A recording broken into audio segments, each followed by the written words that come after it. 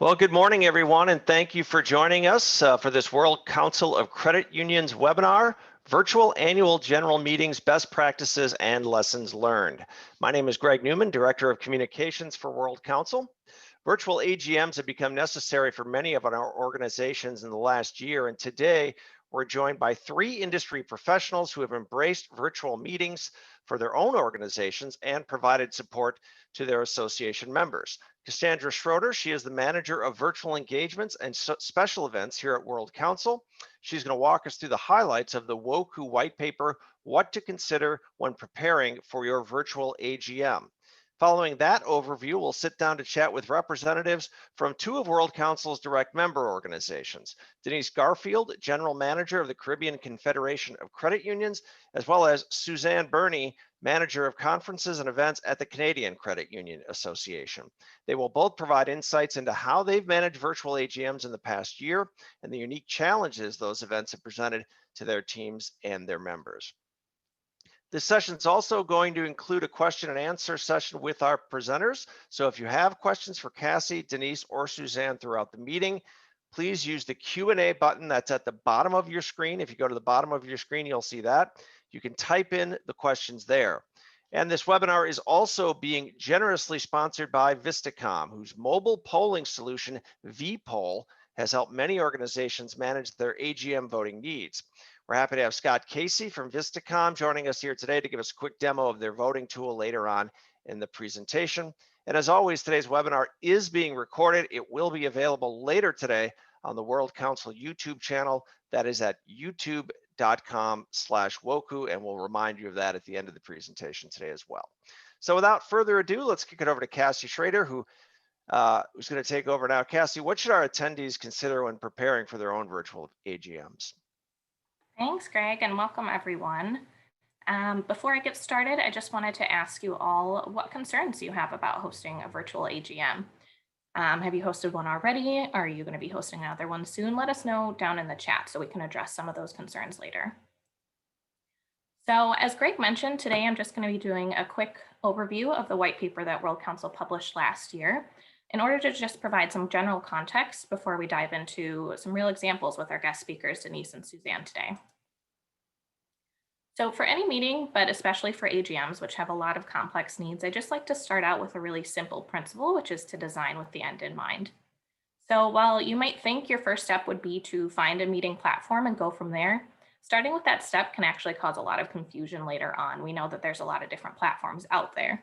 So what we want to get you thinking about today is what the needs of your meeting are.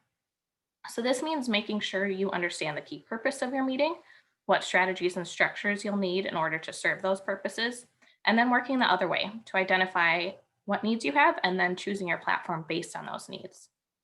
So because not every meeting or even AGM is the same, the purpose of this presentation is to assist you in walking through various considerations to help you define those needs. And then when you begin planning your meeting, you can easily identify what platforms will work for you and which ones won't. So as we all know, an AGM is a meeting that's typically required in an organization's bylaws. And as such, there's specific items that an AGM needs to address, such as verifying a quorum and voting. And the good news is that all of these can be achieved virtually. There will be some differences, of course, in order to have the smoothest experience possible. And what that comes down to is just planning the meeting perhaps a little more specifically than you would normally. Of course, there might be unexpected discussion or motions that may occur, but to the best of your ability, planning your agenda and especially your transitions to minimize any lags and changing over speakers or people talking over one another will make for a much smooth and easier meeting.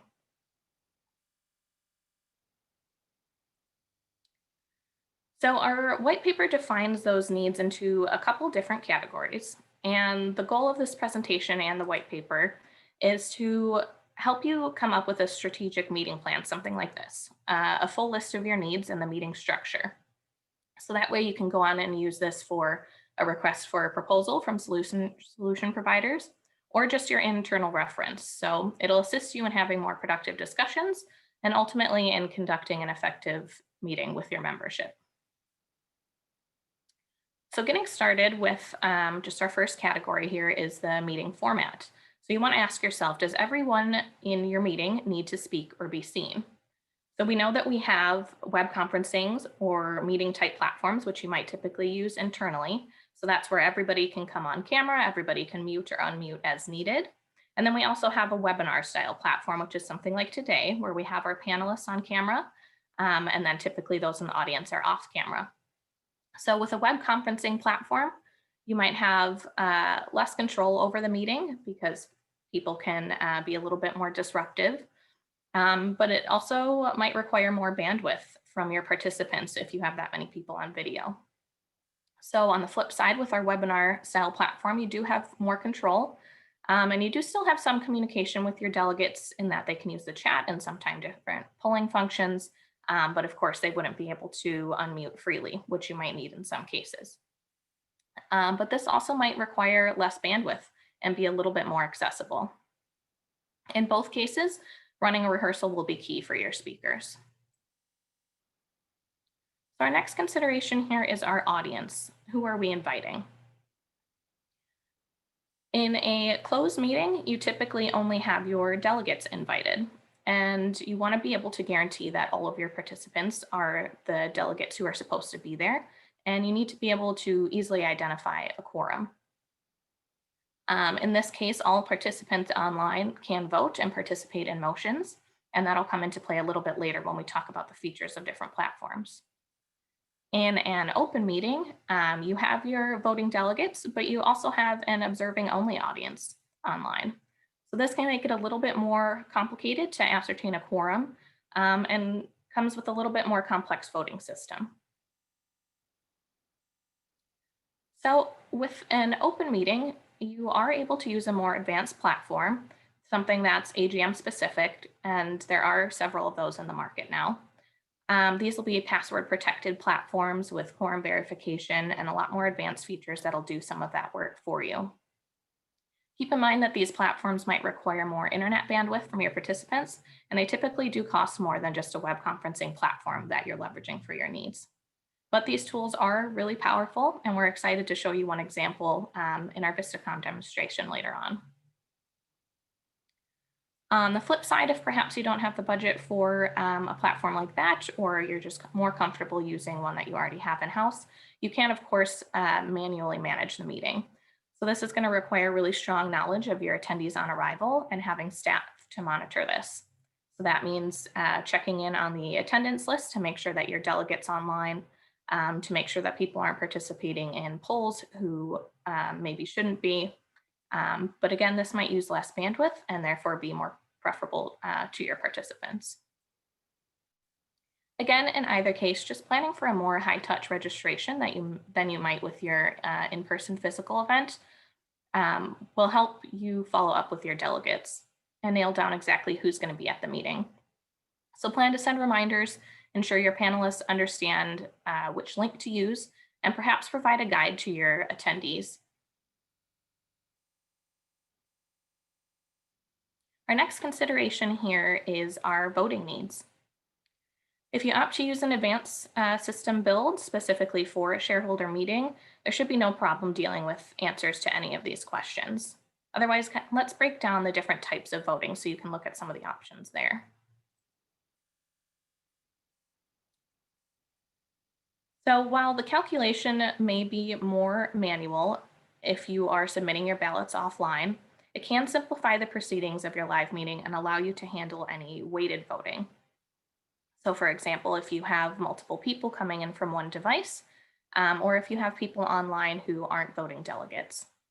So you can see here that issuing your ballot offline either before, during, or after the meeting has different pros and cons. So if you issue your ballots before the meeting, that gives you some time to calculate the results so that you can allow the results to be presented live during the meeting. In this case, if there's any sort of presentation or proposal to go along with the matter that you're voting on, you of course wouldn't be able to present this live. So that's kind of the downfall of that option. And if your ballots are issued during the meeting, of course, as a planner, you'll be rushing a little bit more to manually calculate those results during the meeting. So depending on your agenda, this may or may not be the option for you. But the pros here are that you can have any sort of proposal regarding what the matter that you're voting on live. and then also allow the results to be presented live at the meeting, which I think a lot of AGMs require. And finally, you can issue your ballots after the meeting. So again, this allows you time to calculate the results and allows you time to present any proposals regarding to the motion prior to voting. But in this case, your results aren't issued live. You would be sending the results out after the meeting. Now for our other type of voting, we have motions. So there's a couple different ways you can handle this as well. One would be a roll call where you identify each person by name and record their votes verbally.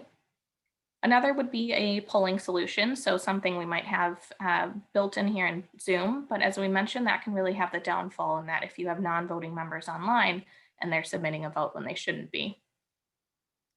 And finally, you can ask for nay-only votes, which is something you could do in the chat as well.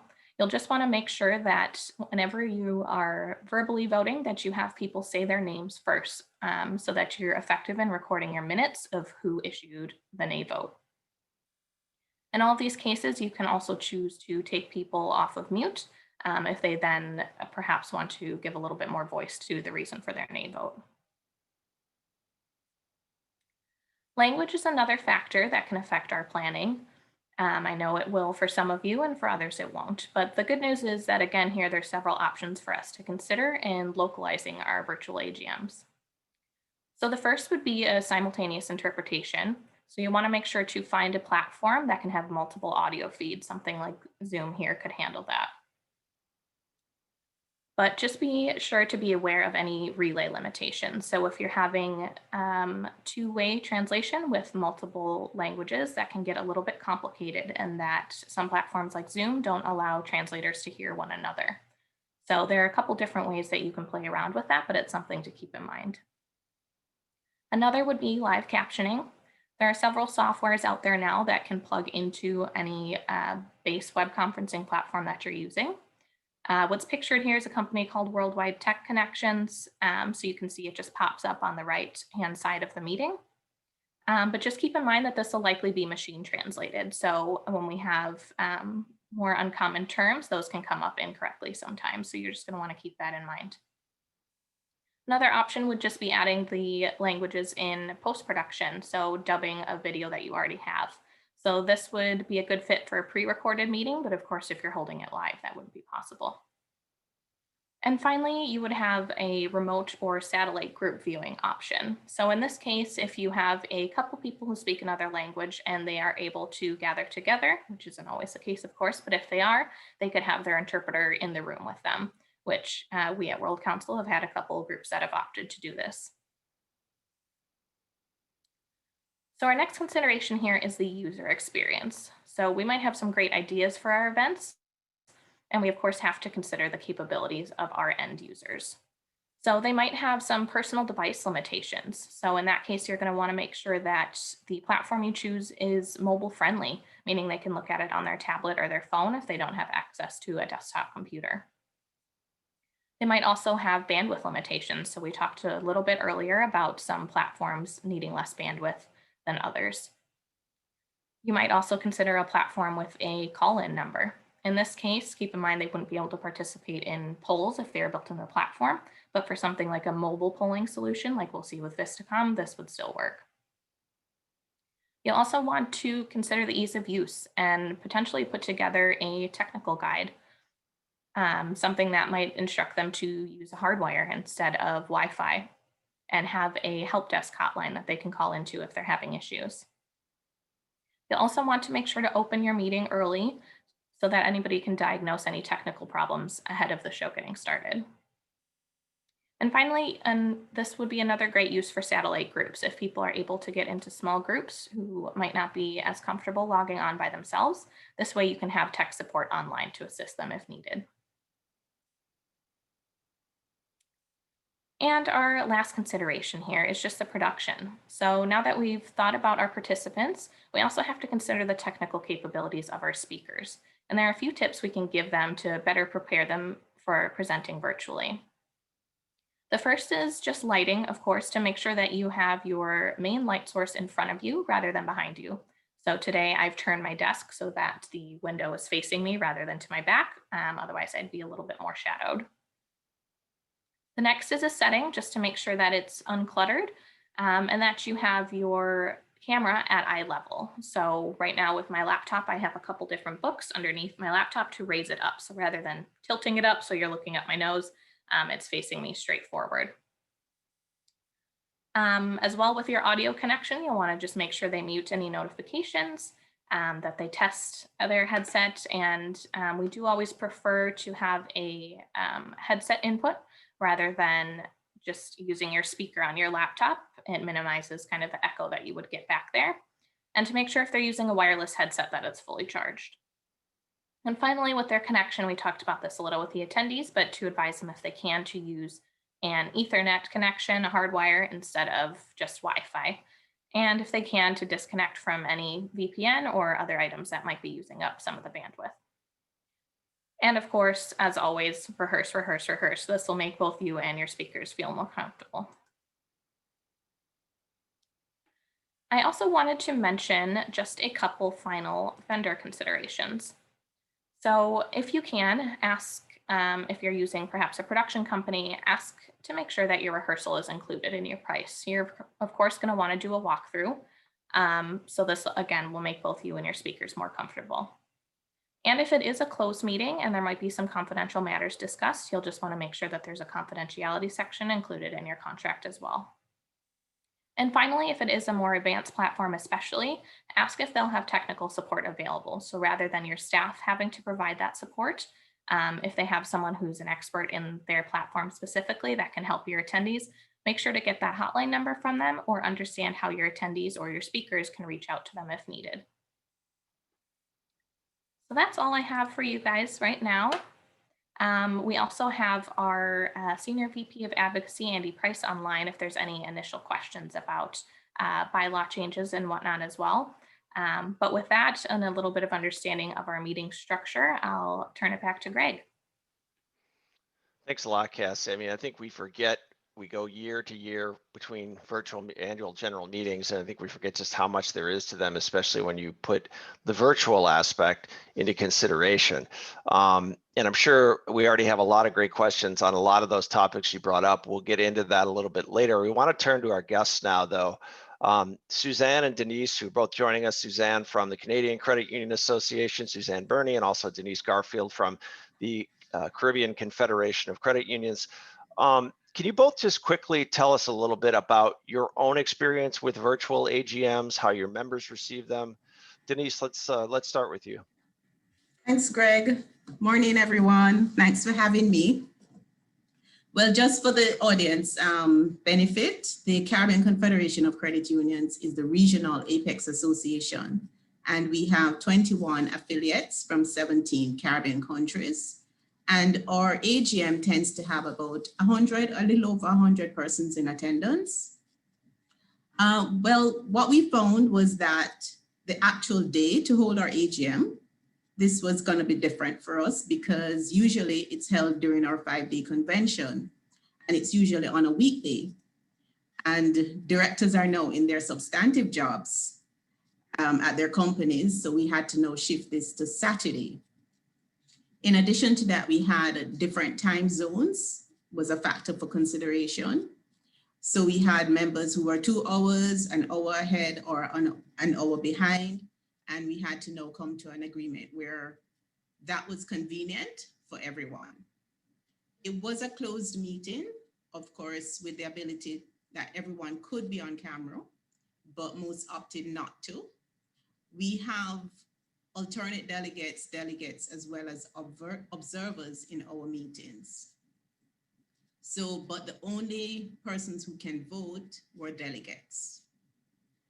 We also had our standing orders, which had to be reviewed, and we opted to do where all reports were taken as accepted, and only if there were any objections, then they will say so.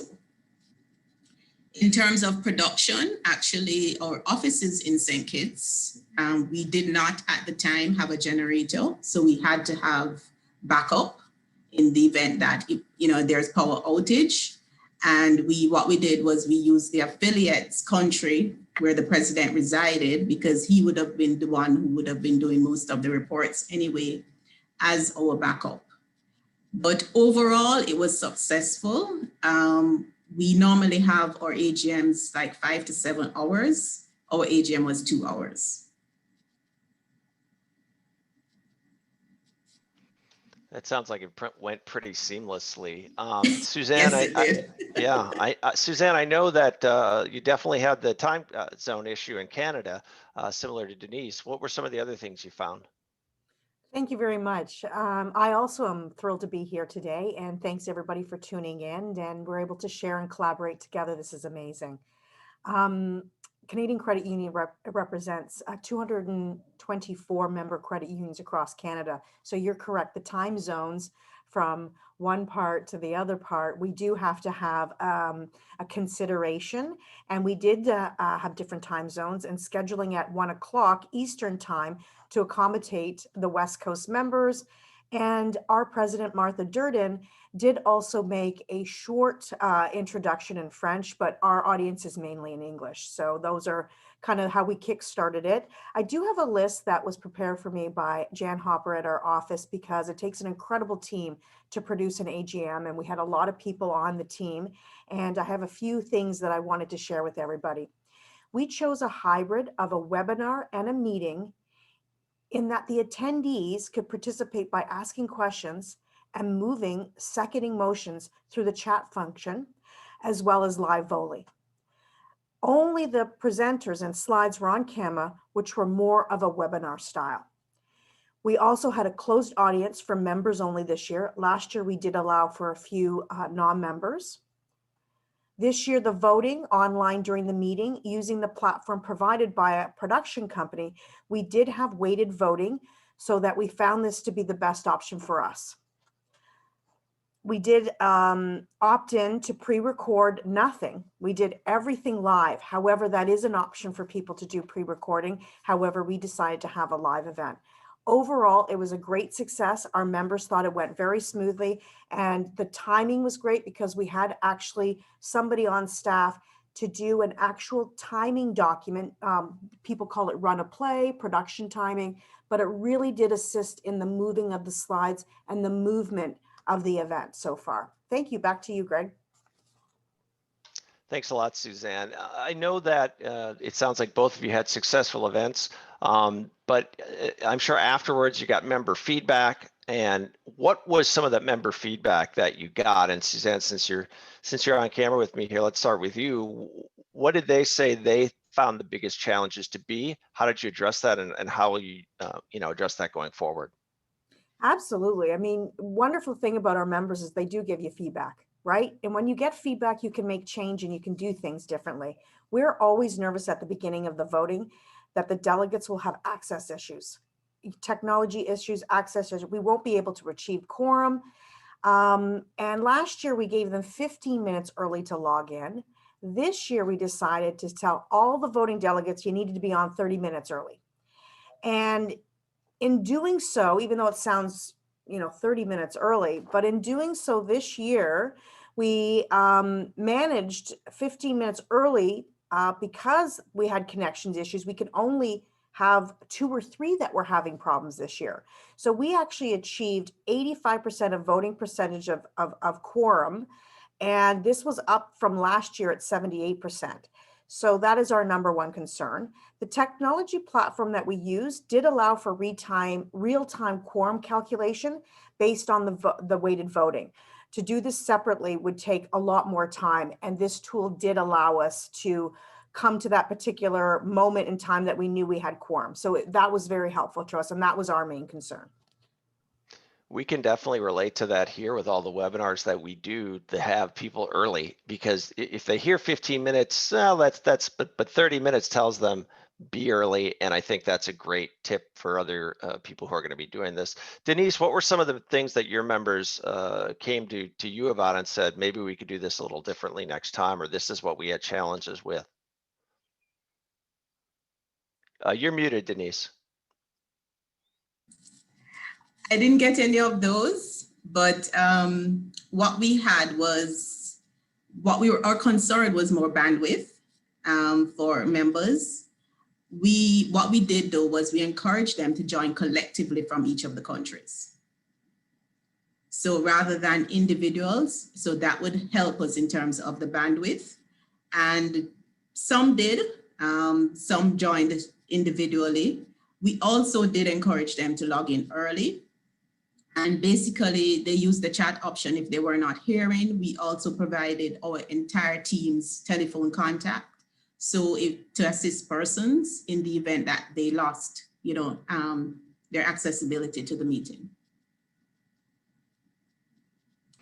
Yeah, it certainly sounds like everyone is going to have different challenges, different things they're going to have to address depending on where they are, depending on where their members are. And finding that solution is not easy for anyone. It can definitely be tricky. As Cassie talked about earlier, AGMs have really specific needs. Designing with the end in mind is really key to identifying suitable tools for your organization. So to that end, we're really happy to have Scott Casey here from Vistacom online with us today to demonstrate an example of how technology can really work for you in handling one of the main functions we know to be key to virtual AGMs, and that's the voting process. So let's take a look at the demonstration Scott has prepared for us now.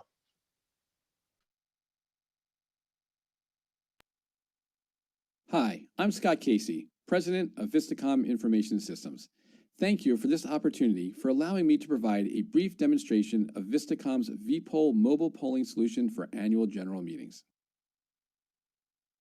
VPOLL is a web-based app that provides a secure online solution for your voting needs, member credential login procedures, robust voting features, and real-time results and post-meeting reports. The first thing to note is that VPOLL is a web-based app. This is different than, say, a native app, which is an app that you must download from the App Store on your device. As a web-based app, there's no downloads that are required to access VPOLL. Rather, the only thing you need to access VPOLL is an internet connection.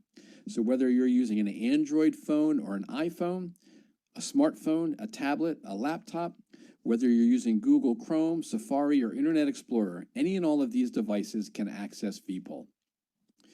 VPOLL is a secure online solution for your voting needs. It's an HTTPS website, so it has an SSL certificate, 256-bit encryption, and is a cloud server that's hosted on the AWS website with all of its security features as well. With regards to the other features for voting with VPOLL, it's probably best to demonstrate that through the app itself. So let's dive in. To log in and access VPOLL requires 4 steps. The first step is to open up the internet browser on your device and enter the URL address for the VPOLL website, which is vpoll.mobi. Once you get to the website, there is a field to enter the access code. The access code is between 6 and 12 characters in length and can be any combination of letters and numbers, spaces, things like that. And the access code is unique to your meeting.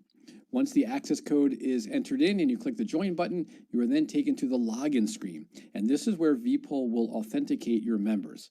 Prior to the meeting, you'll have given your members their VPOLL credentials. This consists of an ID number, a unique ID number to your members, and also some other login criterion, whether it's last name, first name, email address, or a customized field, or any and all of the above, but you must have at least the ID number and one other login criterion. After that, they must select the polling session for your meeting. VPOLL can accommodate multiple concurrent sessions taking place simultaneously. So if that is the case, there could be several polling sessions to choose among. But if there's only one polling session that is active, then there would just be the one that would appear for your members to select. And once you do that, you're logged in. So let's see how it works on our screen. So I've opened up the internet browser on my device and entering the URL address vpoll.mobi to take me to the VPOLL website. And once I'm at the VPOLL website, I see the field right there at the top of the screen to enter my access code. The access code for this meeting is AGM 2021. I enter that, and now I'm taken to the login screen.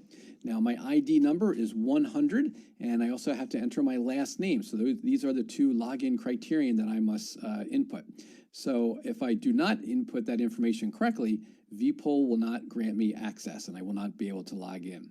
So after I enter my login credentials, I also must select the polling session, and you click the select polling session field, and only virtual AGM polling session is there, and I select that. And once you do that, you click the submit button, and you are logged in, and you are presented with the message, "Question will be broadcast shortly, please wait." Once you are logged in, that's it. That's all your members need to do. When it comes time for a vote, the question will appear on their device and they can go ahead and vote for that question and any subsequent questions. They do not need to log in multiple times or enter different codes for each and every vote or ballot like some applications require you to do. With VPOLL, you only need to log in once for all of your voting needs. Here is a motion to approve the budget for 2021. Yes, no, or abstain. This is set up as a simple multiple choice question. The screen you're looking at is what we call our presentation view. The presentation view is a different layout as compared to what you would see on a phone, which is kind of formatted vertically. Here it's formatted as a landscape or horizontal view and is a larger font size. This would be the screen or the view that you would share with your virtual meeting platform. Or if you were in a live face-to-face meeting, this would be the screen that would be connected to your projector and projected onto the screen in your meeting room. When it comes time for voting, the question simply appears on your members' devices, and you simply tap on the answer choice. If you wish to change your mind and select a different answer choice, simply tap on a different answer choice. But once you've made your mind, you click the submit button, and there you go. You get a confirmation that your answer is successfully saved. And once you do click the submit button, that's it. You no longer have the opportunity to change your mind and select a different answer choice. And then when you're ready, you can simply show the results. And here is the results on the member's device as well as our presentation view. And for a simple multiple choice question, you can see you can have percent data for your answer choices or raw numbers or a combination of percent and raw numbers. And you also have a bar chart graphical representation of the results and distribution of votes as well. Here we have the same question, but now we've added some features that are more typical of parliamentary governance types of voting questions. For example, we've now included a simple majority calculation so that this motion will not be passed unless more than half of the voting members vote yes. We've also added weighted votes to this question. So your members, instead of having just one vote for each vote, as in the previous question, the multiple choice question, they now have a weighted voting. So they have 50 votes for one vote, or 100, or 500, or 1,000, whatever it might be. And then lastly, we've also added the ability to have proxy votes. So your members that are in attendance can vote for themselves as well as their proxies, and you can have multiple proxies for each voting member. So let's see how this looks. Here on our participant view, at the top of the screen, a little difference there is that you have the voter's name and the number of votes for their weighting. So in this case, Scott Casey has 1,000 votes. And voting is typically the same. You select your answer choice, but then what will happen is at the bottom of the screen, you will then be presented with a next button so that you can then advance and continue to vote for your proxies. So here we click next, and now we go to the next proxy, Derek England, who has 50 votes, and we enter that person's votes. Click next, go on to Travis's votes. There's also a previous button. So if you needed to go back and switch the votes, you can do that. And then you can go ahead and click next and advance back to your last proxy, enter their vote. And then the next button turns into a submit button with your last proxy. And then you click the submit button, those votes get submitted, and then you can show your results. And here you can see the results is a little different. We no longer have the bar chart, but instead we have more of a table presentation. The first row indicates the number of votes that were cast. So these are the number of members. So there's 10 members, 4 that were present and 6 proxies. But with the weighted votes, now we have a total number of votes cast of 1,560. And with our simple majority calculation, VPOLL has calculated that you need 781 votes for this motion to pass. And with the results data information below, you can see that yes, indeed, the budget has passed with 1,300 votes in favor for a percent of 83.33%.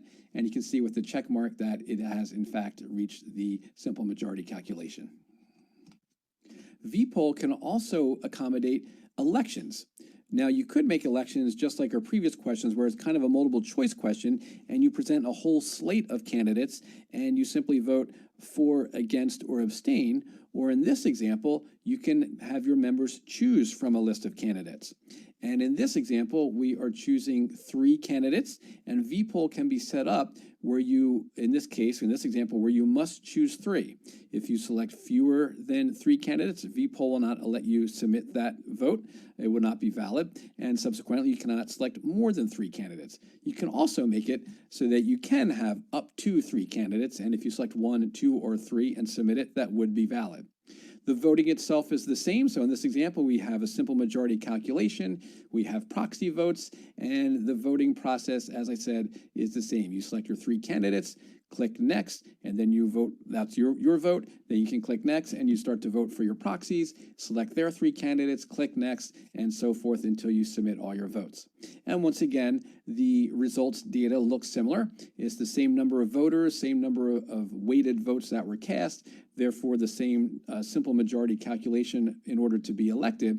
And as you can see here, we do have an election. We have 3 candidates that were elected on the first ballot, and VPOLL will resort the list of candidates from those with the most votes on down to those that received the fewest votes. And as you can see here, Connie, Jean, and Russell have met the simple majority requirements of 780 votes, and they were elected, as you can see by the check marks, whereas the remaining candidates who received fewer than 781 votes do not have those check marks beside their names. So, as I have hopefully demonstrated, VPOLL allows for a variety of voting methods to accommodate your voting needs. Lastly, in addition to the real-time results, VPOLL offers reports of your votes, all of which can be downloaded to your computer as Excel files. Thank you for allowing me to briefly demonstrate Vistacom's VPOLL mobile polling solution for AGMs. Please feel free to contact me for more information and to discuss how VPOLL can accommodate your voting needs. Hi. Well, thanks a lot, Scott, for that demonstration. And if anybody has any questions about what you just saw from VPOLL, be sure to put those in the Q&A box down below as well. We do have a few other questions for our guests. We are going to get to your questions. We do have a lot of them, so we want to make sure we have time to get to them. But let's go to another question for our guests. And I'll start with you, Denise. How would you rate the efficiency of a virtual AGM versus the physical equivalent of having one in person? I think you said it took a lot less time. Yours? You're muted. Time management, it was, in terms of our physical meeting, it was like, as I said, 5 to 7 hours. We were able to do that in 2 hours. In terms of cost, it was, we had our normal AGMs cost about 25,000 US. The virtual cost us 5,000 US. Wow. So there both was time and money. Both. Yeah. However, I would say that it doesn't lend itself to networking, which is what a lot of persons do have at AGMs. There's less human contact, of course, and fellowship. So I know persons really do prefer the physical meeting, but given COVID, we were able to adapt quickly. Suzanne, what would you say when it comes to cost? What did I assume it was a savings for CCUA as well? I liked when everybody started off where we looked at that chart and you don't look at the technology first. You look at what are the needs of your credit union or association, and you realize and you dig into it, like what is the technology going to work for you? And so when we looked at our list of things that we needed for CCUA, we realized is that we wanted live polling, so therefore, as our list of wants kept adding up, so did the cost of the technology. So for us, we did choose to purchase something a little bit more robust, and it did cost almost equivalent to the same event in person, because we didn't require just one technical person behind the scenes. It was more than that. So as you keep adding to the complexity of your event, therefore you have to add a bigger team. The bigger team sometimes costs more. So for us, the cost of the actual technology went up. However, no food, no travel, no, there's a lot of no's here, right? There is a lot of things that you don't do and a lot of savings for the member. And that particular savings is enormous. That part of the savings is fantastic. And so for us, yes, members saved travel staff, food costs, as we know, always go up. And so for that part of us, we really did find that there was that part of the savings. But in terms of technology, it seemed to level itself off because of the needs that we wanted, in particularly. All right, well, we have a lot of questions, and I know that all of you can help answer some of these. Let's start with one, and I think this is probably one that you, Cassie, is directed at you. Lorna wants to know, are you saying that you can send pre-printed ballots to members and they then can submit them on a given day? You certainly can do it that way. I think a lot of us, when we say offline, I just mean offline of your live event, right? So it could be in an email, and I think that's how we at World Council, Laura Mim, our executive assistant, I believe she handled it that way via email. So you can do pre-printed, but if you have the bandwidth, because it will be a little bit more work on your part to be juggling those emails, but if you have a lot of different weighted voting or a lot of proxies and not looking for that more robust platform, that might be the way to go. Sarah asks, and again, these are open to any of the three of you. Sarah asks, what is the best way to ensure access to all members, even those without internet access?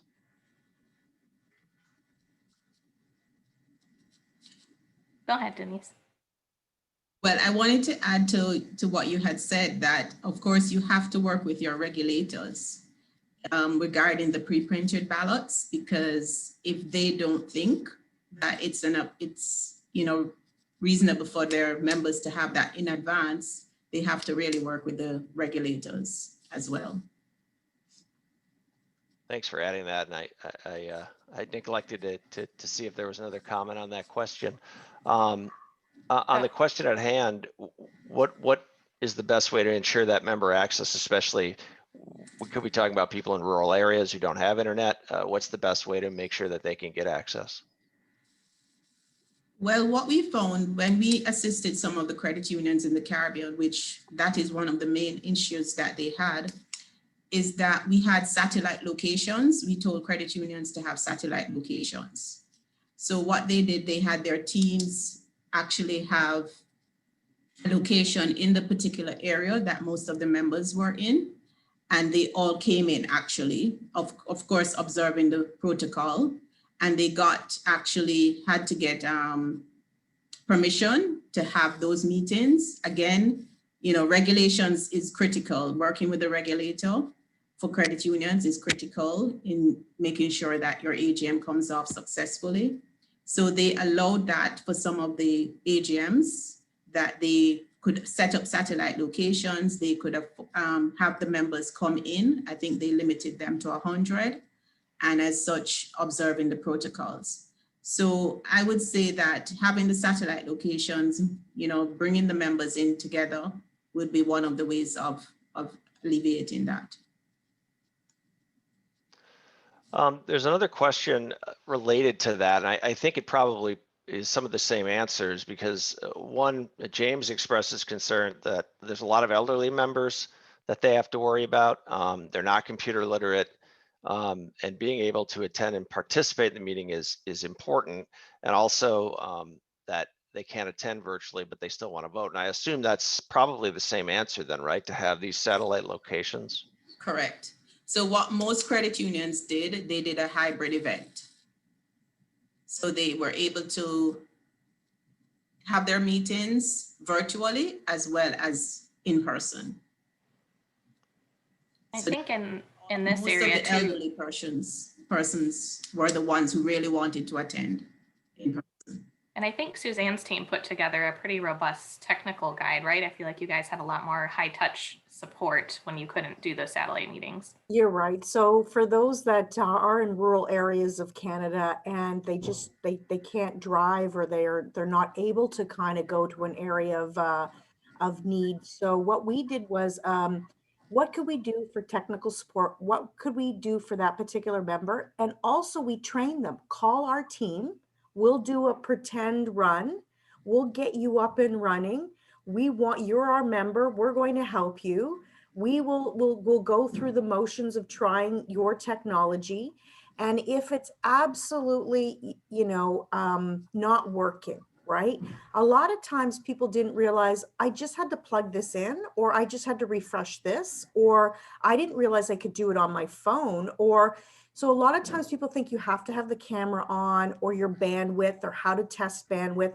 So this is a great opportunity of teaching. And we took that as an opportunity to try our best for our demographic that needed a little extra help. And we did try to do a little bit more hand holding, a little bit more high touch, because some of them couldn't go to a certain location. So we tried that approach. This is a question for Denise, and I think it's because you had such good success with the time management on yours. But Renee asks, how did you manage to streamline your event time other than pre-recording certain aspects of the event agenda? Well, we didn't pre-record anything, actually. Nothing was pre-recorded. What we did was, because there was no, the voting part, we basically switched it around to say that the reports are accepted, and if there are any objections. So that was able, I think that created a lot of room space for us in terms of managing the meeting, and it just flowed. We didn't prevent anybody from asking any questions. The floor was always open. We would ask 3 times if anyone needed, had any questions or had any concerns. But it was, everything was planned to the T, I suppose. Do you feel like, and this is a question for Suzanne too, because I know for us, I think this was definitely the case, that the planning, it was different, number one, but that you're even more exacting with it because it was something new. Yes. We took a very finite approach. And if you look at planning events and people think about time, and you think about it, you only have a specific time to do this much work. So for us, when you think about planning, you're planning by the minute or by the 30 seconds, because an event like this, when you're online, every bit of time to the time you run out has to be filled precisely with all the things that you want to achieve. So you're right, having a really nice planned timeline, people call it different things, right? A script, run a play. A script is the words and you can put the timing in it. A run a play could be like an Excel spreadsheet with every transition that's moving from slide to person. That's a different document. So a lot of times people think that the script is the only thing you need, but a run a play or a document called like a production document is how I think our team, because there were so many people working on it behind the scenes, was able to work with the president with their slides and the transition into the next speaker. That really helped us. We've got a good question, I think, on here, because a lot of the people who are in attendance today are from individual credit unions. And someone points out these are secondary bodies, meaning Denise and Suzanne's, but where individual credit unions have members ranging from 100 to 10,000, how would these meetings be managed? And I guess there's probably a number of answers to that, but whoever wants to field that first. Yeah, I think this is a great question, and potentially an area where a more robust platform would be really helpful. I'm seeing a lot of reports out there that going to online shareholder meetings, so in the corporate space, people are actually getting more involved in their shareholder meetings than they were previously, because they didn't typically all come to the shareholder meetings. And so a lot of these more robust platforms are built precisely for that, for audiences in the thousands. So in that way, people are able to go online pretty easily and submit their votes. So I think in the case of a large audience where you may be, it would be near impossible to do the hand holding of 5,000 people, that this might be the way to go. All right.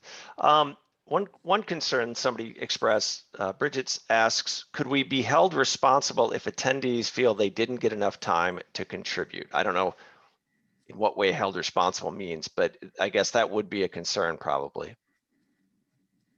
I don't know if that's a question for Andy, maybe.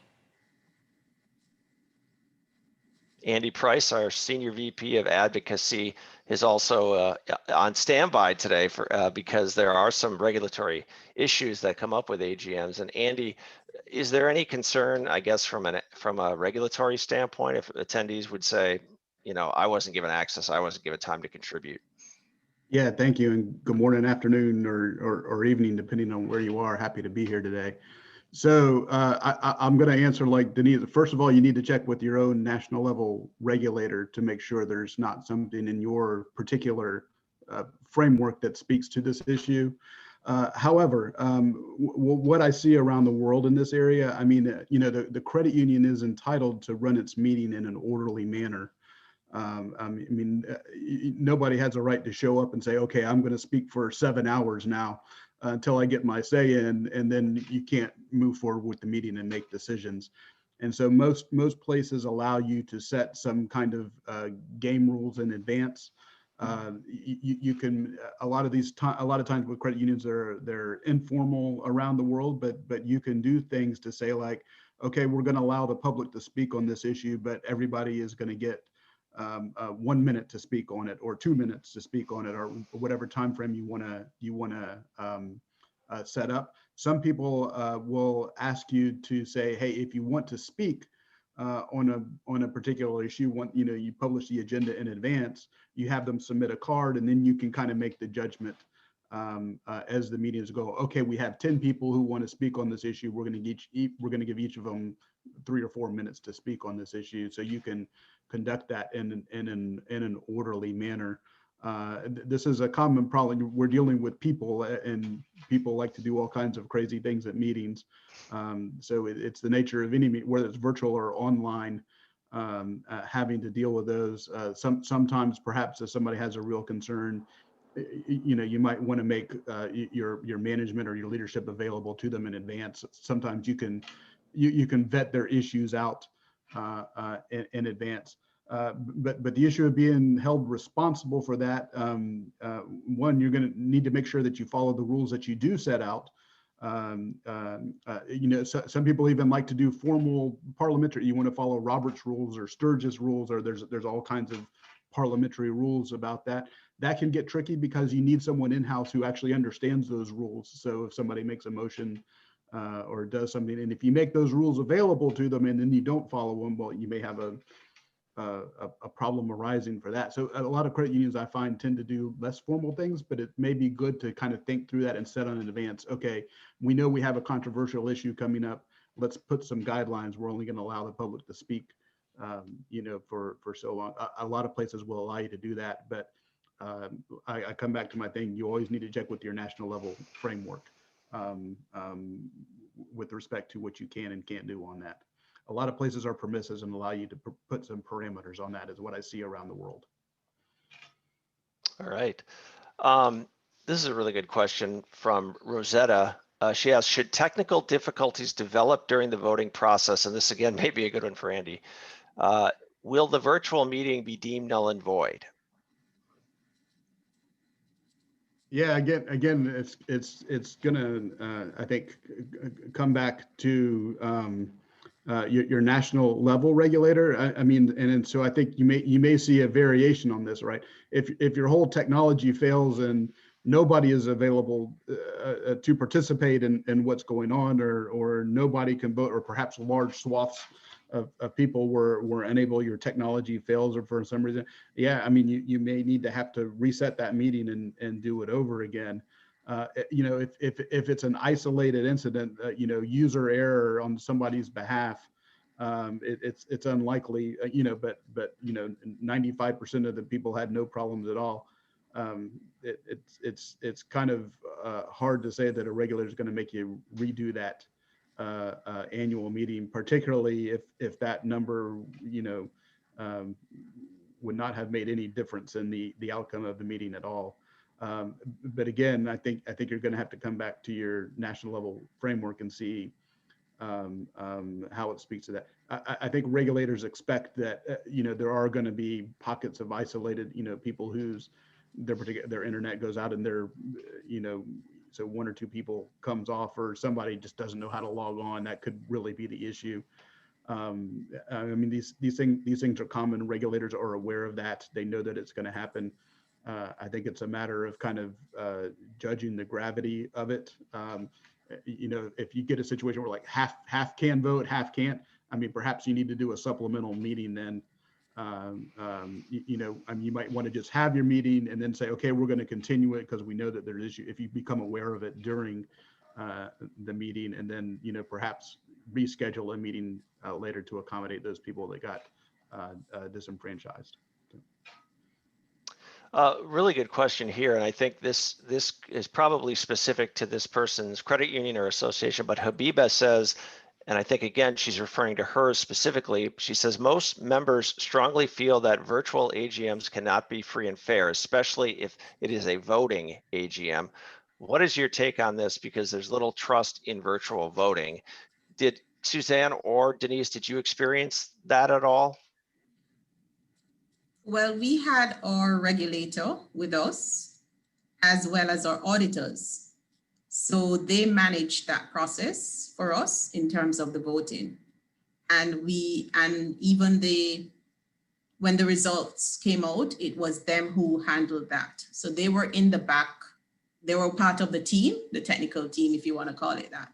So I would think that you state up front that your auditors, your regulators are the ones that are doing this process so that you can get that trust element and you can actually have them come online to do the results. Andy, any thoughts on that? Is that it sounds like that would be the right way to go. You're muted, Andy. No, yeah, I kind of concur with Denise on her answer on that. All right. And just one final question I'm going to have from the audience here before we wrap up today's webinar. And this is really, I guess everybody has their own thoughts on this probably, but Jenna Lynn asks, what is your opinion or advice regarding the future of hosting virtual AGMs, especially when members are eagerly waiting to return to in-person meetings when COVID has ended? I'll take this one because I spent 24 years of my career mastering the art of live events, and then in 1 week COVID happened, and then virtual was my best friend. So virtual events have done a great wonder for the past year of bringing people together that wouldn't normally been able to join together, collaborate, share. It's been incredible. When we do our AGM, we do attach it to the National Conference for Canada's Credit Unions. So it was always anchored by the event, and I'll call it the event. So if your organization had an event that you attached an AGM to, that AGM might turn into an in-person event for the future. If that AGM did not have an anchored event or an in-person networking component that was added to the AGM, so that was really the purpose, to collaborate, to enjoy each other's company, to network, to talk about discussions or issues. So the AGM brought people together, and then you were able to work and network, and it was fantastic. So now, virtually, we still get to ask questions and network, but that AGM may still stay a virtual AGM because of the success that it's had with the results that we're receiving from that AGM. But if the event was part of it, if you had another piece attached to it, that might alter the board's decision, the group's decision to say, should we consider only having this virtual, or do we go back to live? So that's my take, everybody. Yeah, I would just add quickly, I think, especially since we've had this opportunity to get our members a little bit more used to virtual, if we've already had to do one, that looking at hybrid meetings in the future might be the way to go. I think we'll always have a want to be in person, and especially like Suzanne said, if there's an event attached to it. But we also know that these virtual events have the power to bring more people to the table than they might have before if your audience is pretty spread out, or if you don't typically have great turnout because people have to travel to the meeting.